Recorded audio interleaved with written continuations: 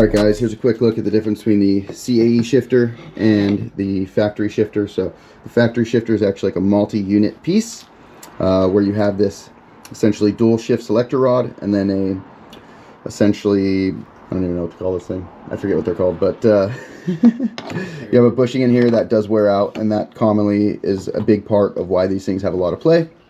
And then this piece here as well does have bushings on the end of it, and this kind of isolates the transmission from moving while the car is being shifted. And so he does have some upgraded bushings on this thing, but even then with the dual shift selector rod and the upgraded bushings on both ends, it's still a sloppy shifter comparatively to this. Having your shifter mounted to the chassis allows the transmission to move separate of your shifter linkage and allows for much more precise shifting. So that's the reason for doing this. They do supply you with an awesome adjustable dual shift selector rod, which allows you to position the shifter forwards and backwards to your liking. It also does come with some shift boots and hardware as well to mount your sandwich plates.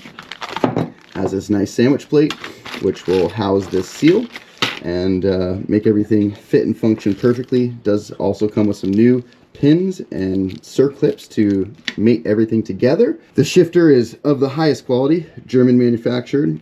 It does have a bitch-in reverse lockout here, which allows you to keep the car from going into reverse when you're racing hard and driving really hard and shifting fastly. So first and foremost, we're going to be getting this mounted in the car, and then once it's mounted, you've got these adjuster screws here, which we'll have to adjust the gates to make sure that you can see here how this pin moves and allows you to go to reverse and whatnot. We'll be adjusting those so the shifter has the proper feel and very tight and very little left to right slop. So nonetheless, let's get it in the car. A few other things to mention. These shifters or shift knobs are changeable. They've got many different versions from POM. This is an Alcantara wrapped one and anodized in different colors. This is in the raw aluminum option. You can get it in a black anodized option and a gray anodized option. So let's go ahead and get it in the car. All right guys, so here's a quick look of it in the car. We will have to drill some holes as the factory floorboard does not have any holes here.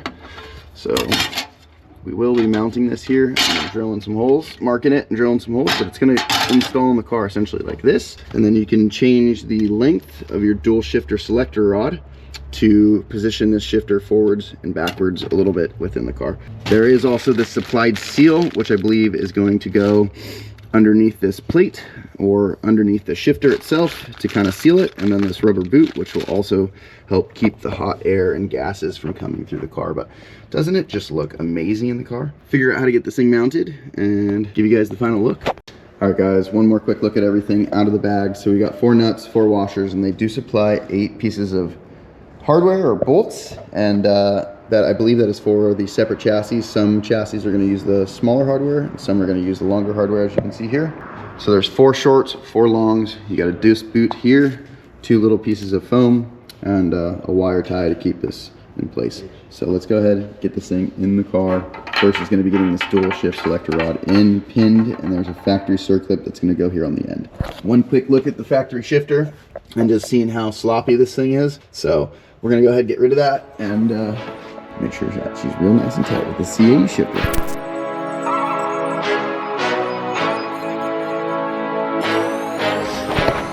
All right guys, real quick, we've drilled 3 of the 4 holes. I've got the 4th hole marked here. We had to set it down, basically center the shifter left to right, front to back in the hole as best as you can visually. There really is no perfect science to this because the shifter is adjustable and will self-center.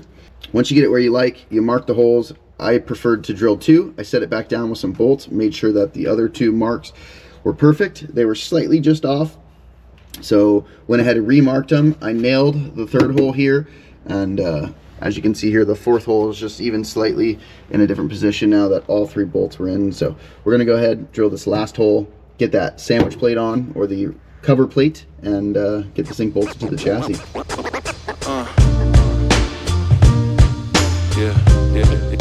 All right guys, here's everything kind of mocked up with the seal in place. We do need to make sure that this seal gets all the way up to this groove here. So we'll be doing that, as well as putting the nuts on from the bottom. You really can put the bolts from the bottom up or down in the directions it looks like they put it up, but to be honest, I think down is better because one, it looks better when you're looking at it, and two, if say the nuts were to fall off, at least the bolts would kind of still with gravity be in place. So that's my reasoning for doing it this way. We still have that spring adjuster in here, the centering pin loose, so that we can get the thing centered left to right. We're gonna go ahead now, go below, get the hardware on it and get it tightened. All right guys, we've put our supplied seals on this to help keep heat out of the car. As you can see here, we've done our best job to make a nice seal border around the thing. So we're gonna go ahead, lay this thing down, put the shifter on top, and get it bolted to the chassis. Do you wanna see that, Keo?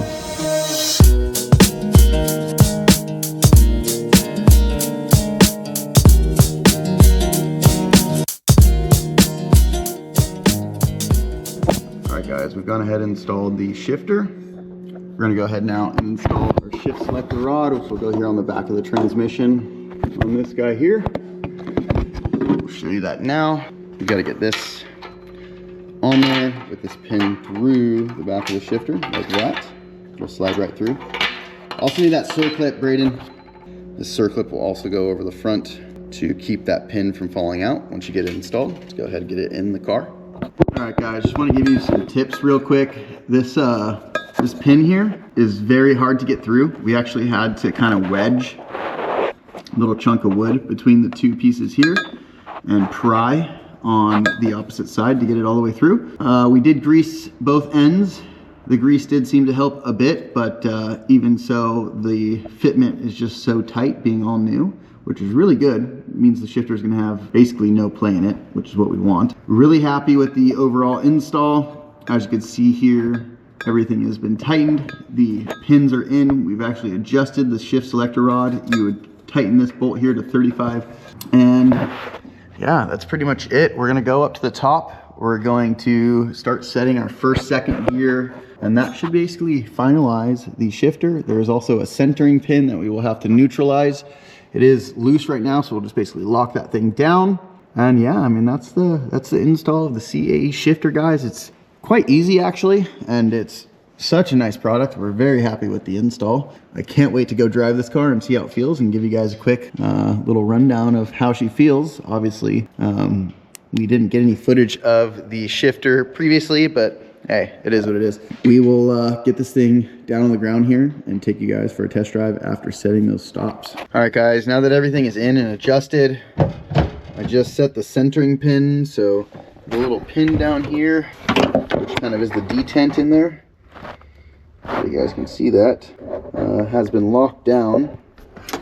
You leave that loose till you get it all in so that the neutral position can be set, so that the shifter just falls right into position. So we've done that.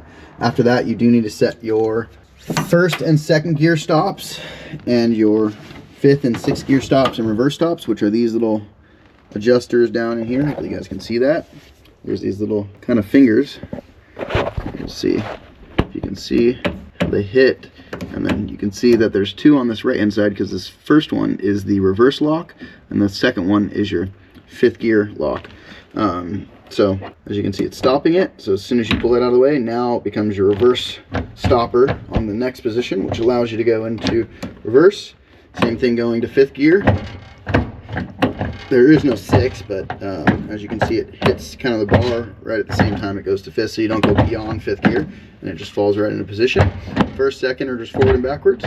And you have this first, second one here, which is actually, my bad, I said that wrong.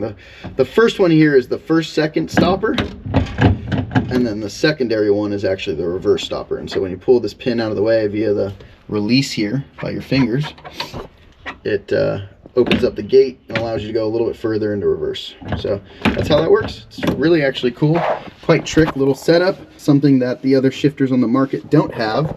And it's just little things like that that set CAE apart from the rest. Overall, this shifter install has been quite easy. Took a little bit of finesse to get that pin in. Obviously you got to drill some holes, so it will require some drill bits and a drill. You will probably need two people to tighten the hardware from below, but overall, super easy product to install. highly beneficial, well worth the money. And if you guys are looking for one, be sure to check out the links below. We will link these parts in the description, and hopefully you guys like this type of content. And like, comment, subscribe. We'll see you in the next one.